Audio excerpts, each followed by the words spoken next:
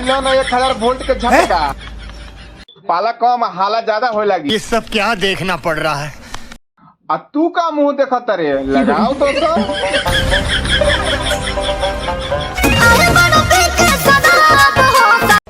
शराब पी के आइल बा, तब तो तोरा मशीन के ढांचा खराब कर दी। अरे जल्दी से 112 नंबर पर कॉल लगावता। लेकिन क्यों? अरे शराब पी के आइल बानू, तो बिहार में शराब बंद न बानू, तो शराब मिलत कहाँ बा? हमको नहीं पता। हाँ हाँ सही खराब कर दी। आ न तो है जोन मालदेव आम के रस बानू सारा चूस के। अच्छा वो तो ठीक नहीं खे करत, लेकिन तू कितना ठीक करे लो तो भोजपुरी में सबके पता बा। सही पकड़े हैं।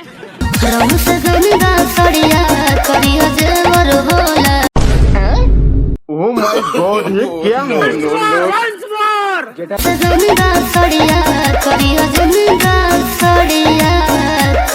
हाँ ये सब तो देखला बाकी रह गइल बा। आवे वाला साल में नु ई भोजपुरी सिंगर आई सब मॉडल कपड़े ना पहनियन सब। सज्जन को क्या तकलीफ है भाई? अरे मोदी जी तकलीफ हमारा ये बात के बा, ऐसा ऐसा काम करे वाला लड़की से शादी कौन करेला? अरे बाप रे ये तो धोती खोल रहा है। खैर छोड़ी।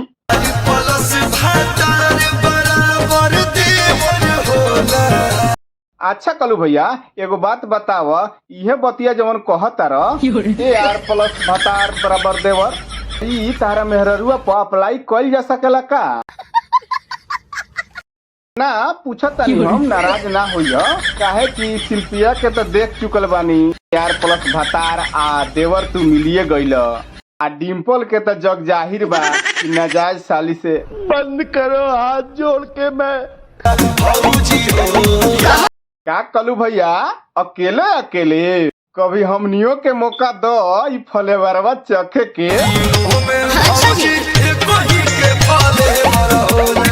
कौन सा फ्लेवर है? स्ट्रॉबेरी ऑरेंज मिल्क शेक बनाना।